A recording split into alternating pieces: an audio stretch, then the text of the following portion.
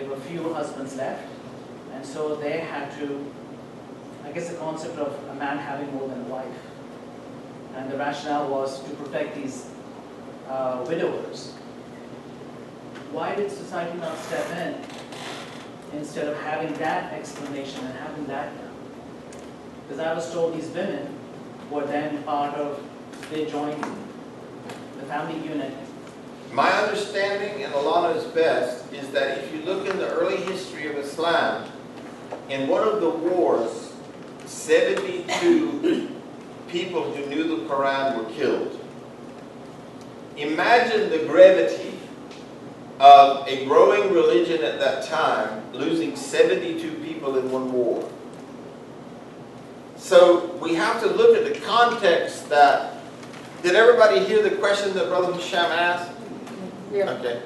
The context was early Islam. There is really no excuse. Now, let's look at something. By the time that Islam had grown and the migration took place from Mecca to Medina,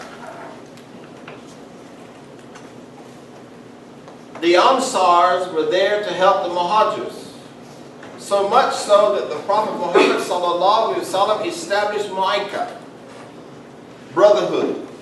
He said, this will be your brother. And if you read authentic books about these tabi'in, these first generation and second generation tabi'in of Muslims, they were so close that they actually thought that Allah was going to make a revelation that they could inherit from each other.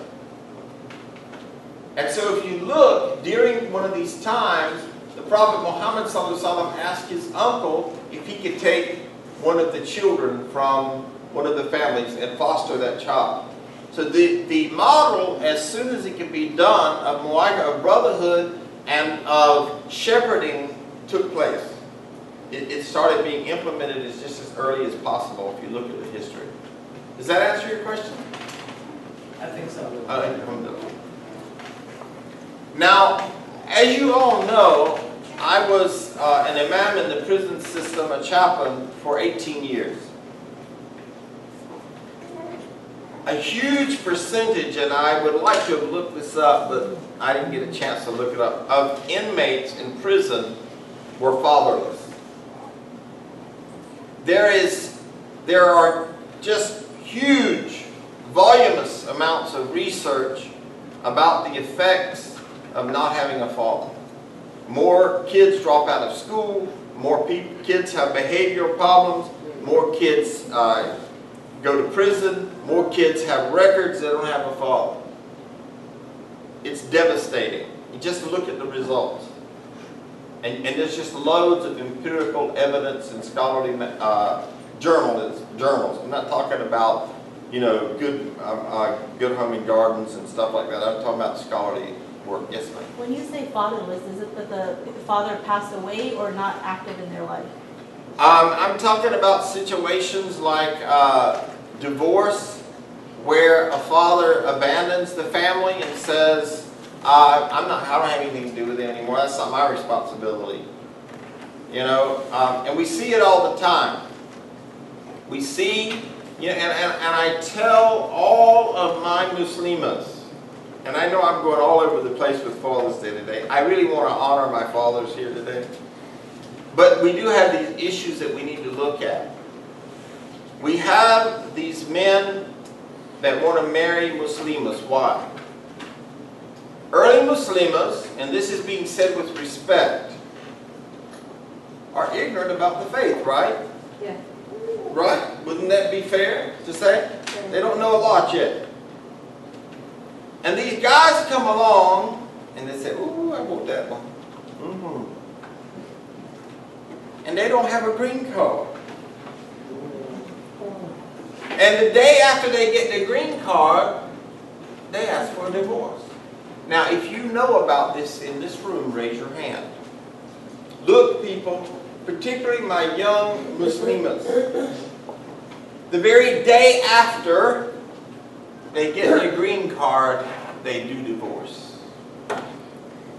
So I beg women, when a Muslima comes, many of them come, they hadn't been a Muslim 2 weeks and somebody's hitting them up. Oh, that's an American sister. Mashallah, she embrace Islam, let me see if I can't get married. First thing I asked, sister, I've been doing this 28 years. Does he have a green card? He always looked real sheepish. Like, no, but he's a good man. How long have you known him? Have you talked to the imam about him? How often does he go to the masjid? Does he look at pornography? Does he drink? Does he have a bar in his house? Has he been married before? Now, there's some women in here that know that you don't want to send him to me unless you want me to get rid of him. Because I'm going to drill him. I'm going to be your wali. I'm going to drill him. He ain't going to want to see me unless he's clean. Because I don't hold back. I ask all the questions. And there are some women in this community that know how I operate when it comes to that role. Yes, brother? Imam Sykes, what you said was true in the 60s, 70s, and 80s. But now, we have to be married 2 years. After 2 years, you get a green card. So in between, they could have children. How many people have known this to happen in the last 6 months? Yeah. They don't care, brother, because the brother is not got taqwa. He doesn't care that she gets pregnant. That's her problem. As long as I get my green card. And then he takes off and he goes back home. If you don't believe me, ask Imam Tariq. It is an epidemic in this community. Now, Sister Fatima works for the masjid. Sister Fatima, am I exaggerating? No. Actually, I know a lady, a sister, that she just got divorced with a child. Her husband also got a person. So, I beg you, sisters,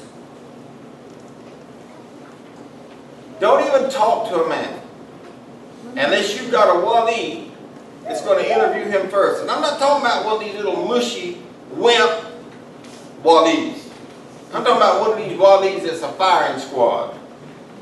So when the brother sits down in front of him, he knows he ain't playing. Yeah, because I don't play.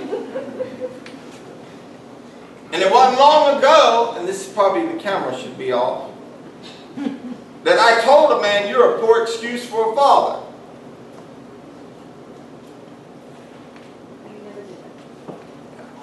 My So- niece was gypped twice. My niece was gypped twice. So, listen, I want to get back to honoring fathers, because there are good fathers out there. Oh, I'm sorry, question? Comment on the side. I missed. Who had a question? No, I was going to say this happens between, from both sides. Yes. Because it happened to me that I was being used for a green card.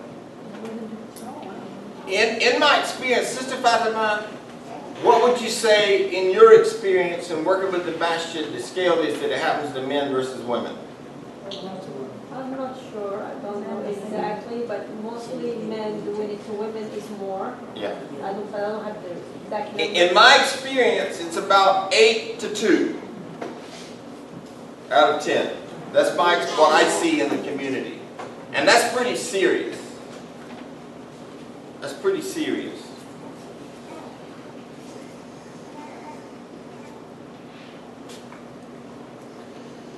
Extension of father and bearer of his characteristics. Children are the joy of the father's eye. When you love your children, and I remember so much when our first child was born, she came out of the womb, didn't like sleep, woke us up every hour on the hour, just was not an easy baby. As a matter of fact, my mother-in-law, who taught in an orphanage for 37 years and had 9 children by the Catholic rhythm method, told me that she was the most difficult baby she had ever seen in her life. And my wife and I had no support, no family support, not one family member, and for 3 years we did not have a date. We stayed home with our baby, and another baby was born 15 months later, and that's what we celebrated, our children. One year we went to Hawaii, and people said, "Are you crazy? You're taking 2 babies to Hawaii?" I said, "Yeah, because I don't. They're mine. So we're going to Hawaii." when babies, infants, you can't figure out what to do with them, you will go onto your knees into sujood and cry out to Allah, "Oh Allah, what can I do for this child? Help me, Allah, know what is wrong. Please, Allah." When they are colic or teething or any new number of things, those of us who've had lots of children know what I'm talking about. It will bring you to your knees. If you're a father in here and you relate to what I'm saying, raise your hand. Basically, raising your hand, she's a father. You know what I'm talking about, brother, right? You will feel, you talk about a shepherd, you will feel so helpless, so inadequate, just like, what am I doing? I'm not equipped for this. I don't have a how-to book. I don't have a manual here. What am I going to do? Children are a part of the Father's heart and a piece of His body. Paternity is established through the Father. In other words, the Father puts in the order. And it's the Father that scientists have discovered determines whether it's a male or a female child. They put in the order. They don't know it, but that's the way it works. In Surah 66 and verse 6, "O you who have believed, protect yourselves and your families from a fire whose fuel is people and stones." Fathers are the family role model. It is our responsibility to protect our family. Where is the box of the money? And I look back on it, and I wished I had someone to say, make sure you protect them a little more. Knowing that they can't understand. You know, I know that I'm going to say some things that will upset some people today. But be very careful who you let your children spend the night with. As a matter of fact, I actually personally now believe, as a therapist for many years, that the best policy is you don't let your children spend the night away from home. And children, forgive me, I love you all, and I'm saying this because I want to protect you. But I'm going to tell you that the things that have happened as a therapist that I hear about when kids stay at other people's houses are the things that rip my heart. Because kids get exposed to things that they're never supposed to hear, see, or even talk about. Fathers have the blessing of being ultimately responsible for educating our children, providing clothing, food, shelter, and tranquility to them. Did you hear the word tranquility, sakina? To them and the wombs that bore them. You know, it's very sad, but oftentimes when people talk about their fathers, they talk about this tyrannical man that they lived with, instead of this tender shepherd. And so it behooves us as fathers to, in this month where we are refraining from the shaitan running in our blood veins, where we are trying to refrain from the heavy winds of violence and anger, and the winds of castigation, and the winds of indictment, and the winds of criticism, that we transform ourselves to be the shepherd. All of these things to our children and to our wives. And I will say this to fathers who are trying to achieve this. Often you will feel what we call lonely at the top syndrome. Because, for example, I took it he's okay. I'll just talk louder. I took it very seriously when it said in the Quran that men are the maintainers of women, because Allah has given the one more strength than the other. And of the 30 years of my relationship with my wife, my queen has never worked outside of the home but 3 years. And that was her choice.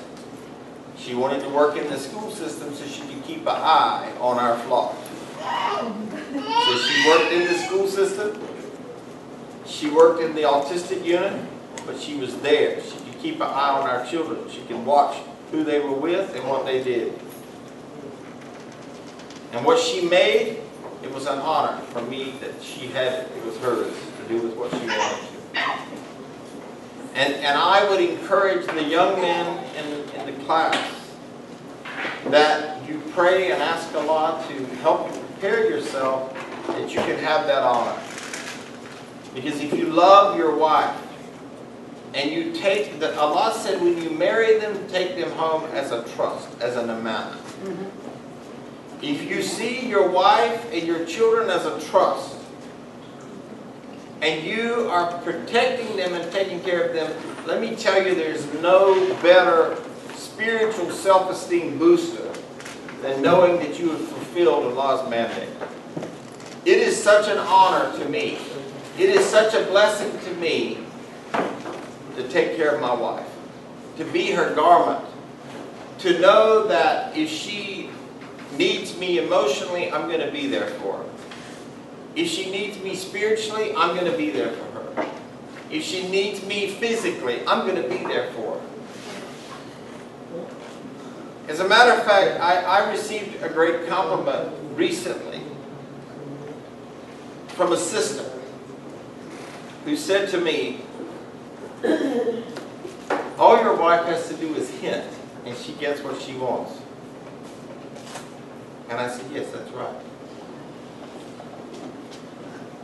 That, to me, is such an honor. It's like I get joy, I derive tranquility in knowing that I have fulfilled my mandate to Allah. Now, according to Islam, a married couple can agree that we'll both work. That is permissible. I don't want anybody to think that if both the husband and wife are working, that that's wrong. It's not wrong. It's whatever works for you. I'm just sharing with you that knowing that my wife was there when my children went to school, and that my wife was there when they came home from school, gave me joy. Because you know what? I knew that most kids weren't getting what my kids were getting. And I thank the Allah for that instruction. I thank the Allah for that guidance.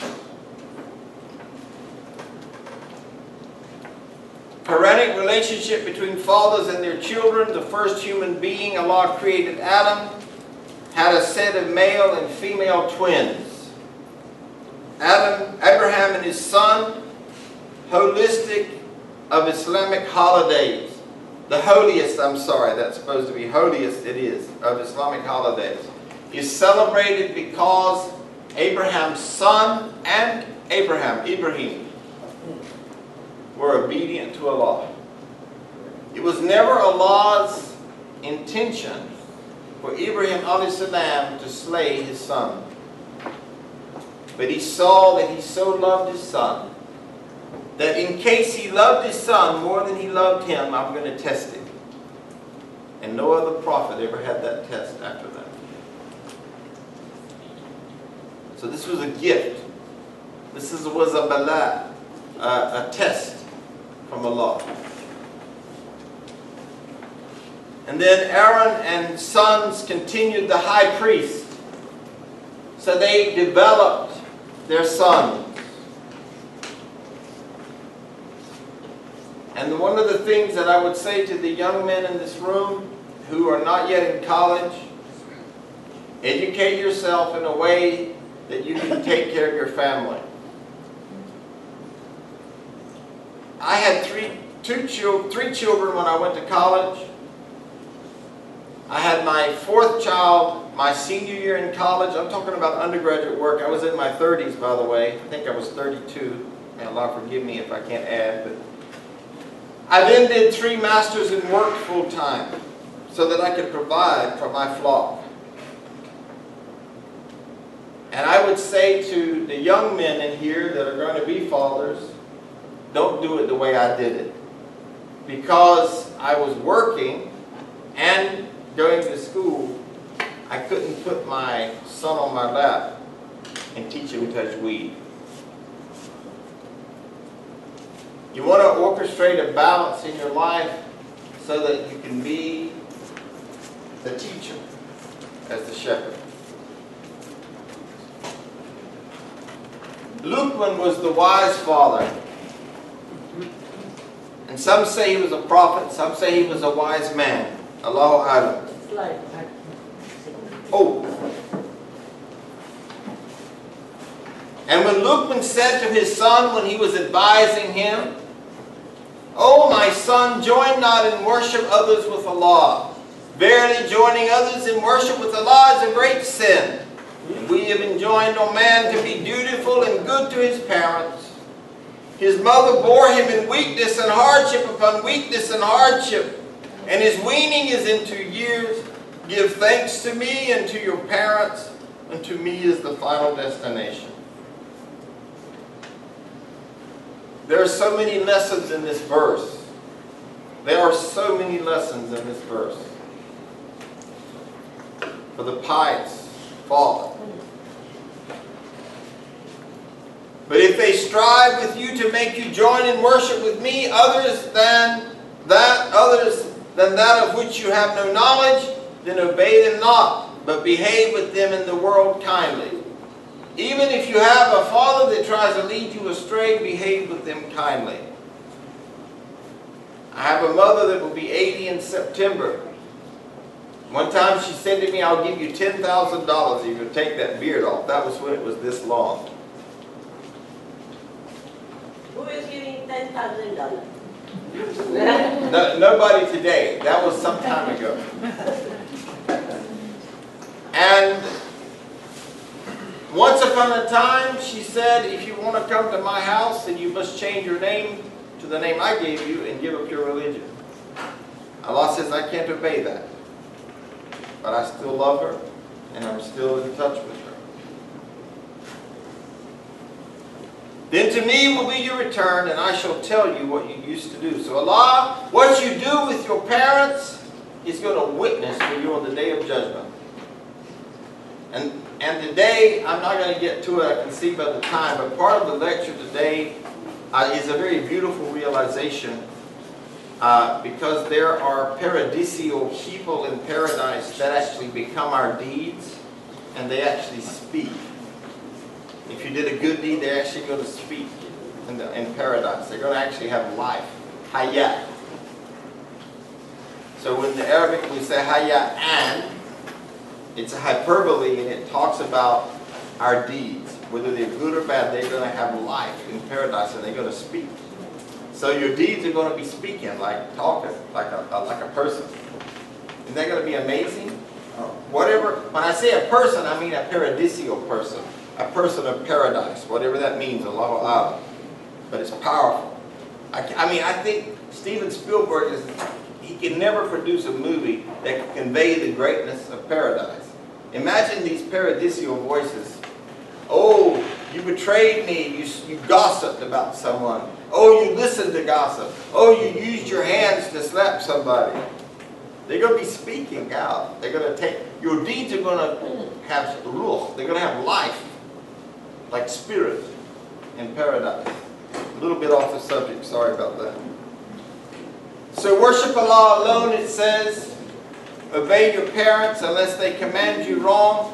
"O my son, if it be anything equal to the weight of a grain of mustard seed, and though it be in a rock, or in the heavens or on the earth, verily will bring it forth." Allah will bring it forth. Verily Allah is subtle, well aware. "O my son, perform the salah, enjoin the good, and forbid the evil, and bear with patience whatever befalls you." Verily these are some of the important commandments. And of these commandments are so apropos to this month of Ramadan, the month of patience, the month of abstinence. "And turn not your face away from men with pride, nor walk in insolence through the earth. Verily Allah likes not any arrogant boasters." Nowadays, we buy our children clothing that says, "I'm awesome. Look at me." We buy clothing that actually promotes the physical dimension, the worldly dimension of self, of lower self. instead of saying,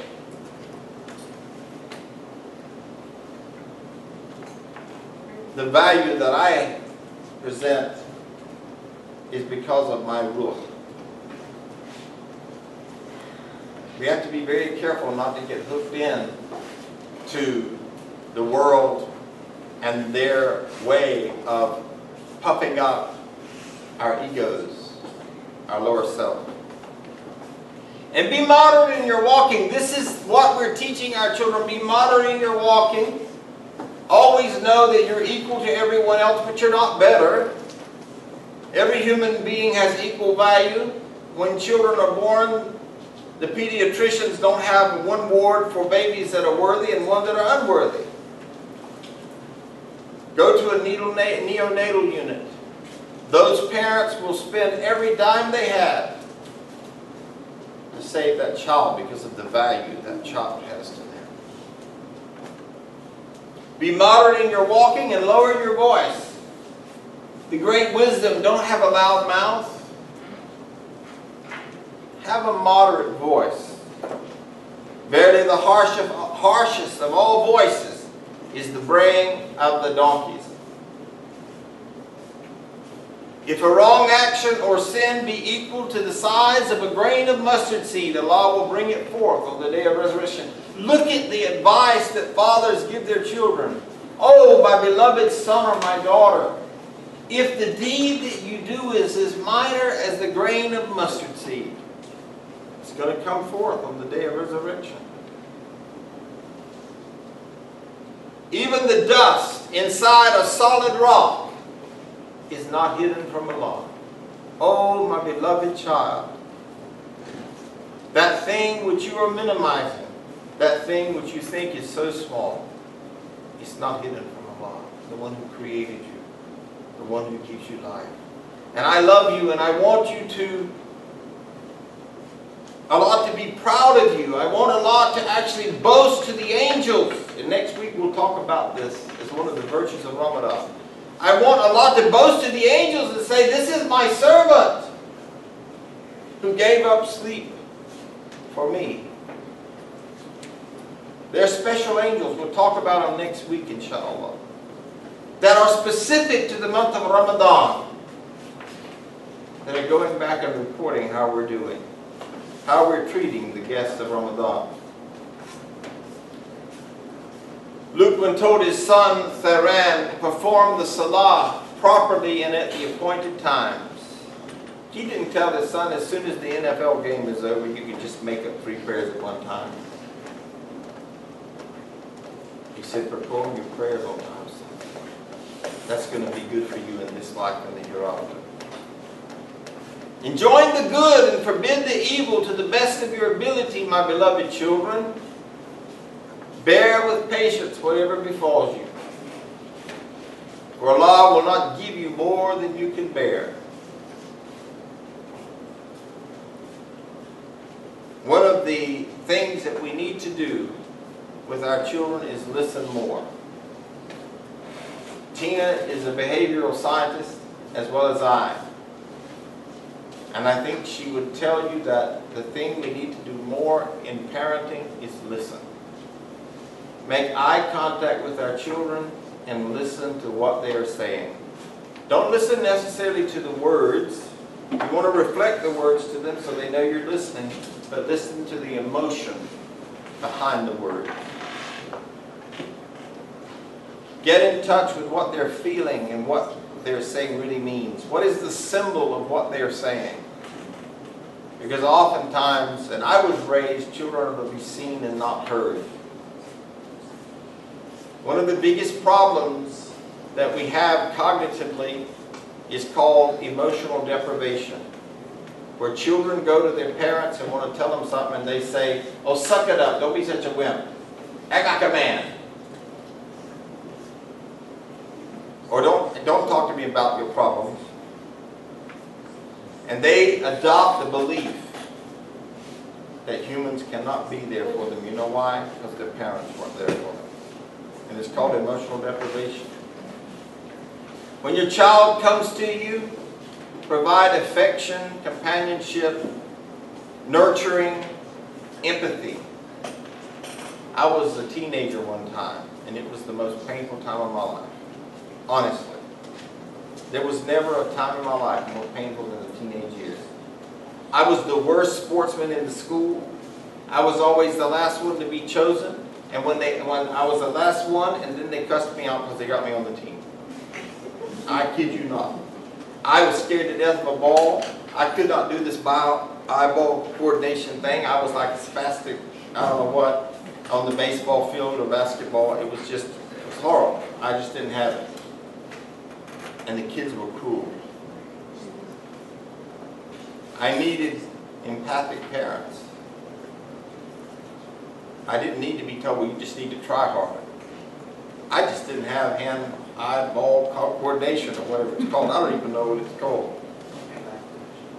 Hand-eye coordination, thank you. And turn not your face away from men with pride. Be humble. Don't look down on others. Be cheerful toward them. Don't boast and be arrogant, proud, and stubborn. Consciously, we have to teach our children these things.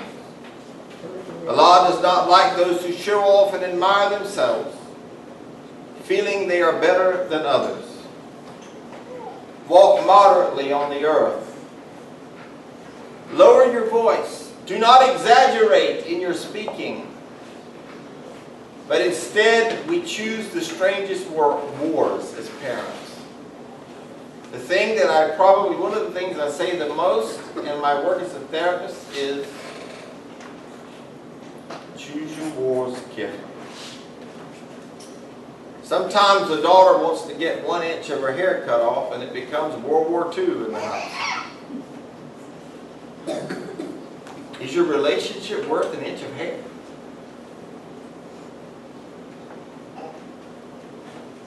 Now I can understand if they said, well, you know, Dad, I want to do that checkerboard hairstyle where every little, inch is cut out. Or I want to have like V for victory on the side of my head cut. I can understand maybe a little bit of, time to have a little meeting here because that's a little bit of an exaggeration. But we have wars because of 1 inch of hair.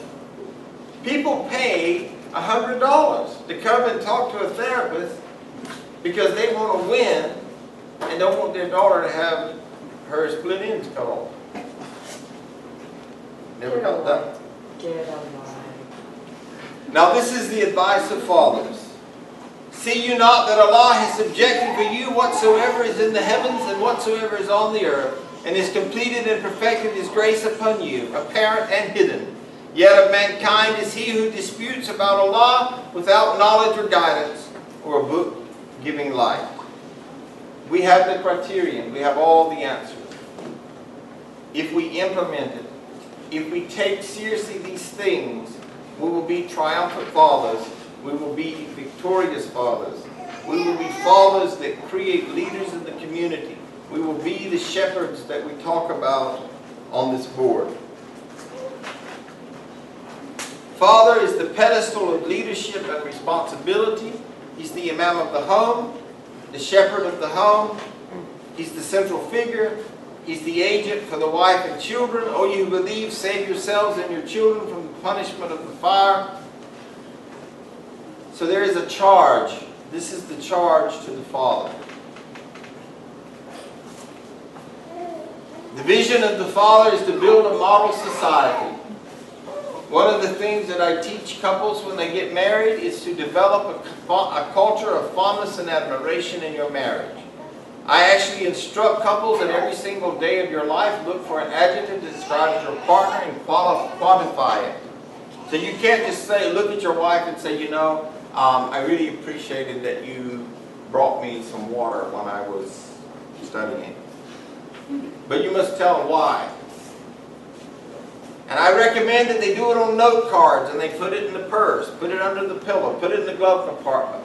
And I'm talking about husbands to wives and wives to husbands. If you do not consciously develop a culture of fondness and admiration in your house, it will not happen.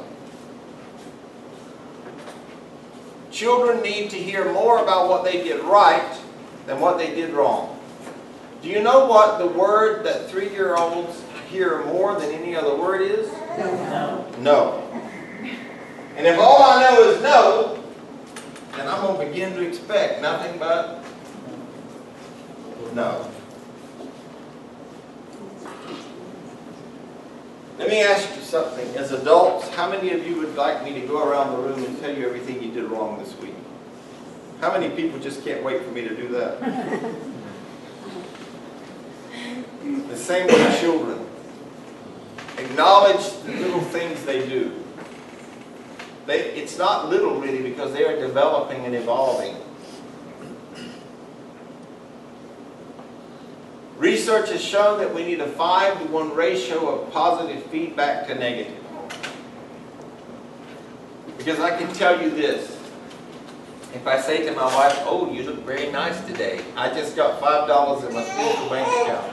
If I say, "Thank you for driving today so I could listen to the Juzah of the Quran," I got another $5 in my bank account. If I say to her, "I really appreciate you organizing the iftar," I've got another $5 in my account. And then if I say to her, "What'd you burn the toast for?" I just lost 15 points, so I'm at 0 now. Because a negative is very caustic, isn't it? So I encourage you to consciously develop these things. If you look at ahadith, the Prophet Muhammad ﷺ used to talk about his companions in the most beautiful way. I'm not saying cut the jugular, but he acknowledged them for what they did. Just look at hadith. Ahadith after ahadith. Hadith after hadith. Talk about the things that the companions did right.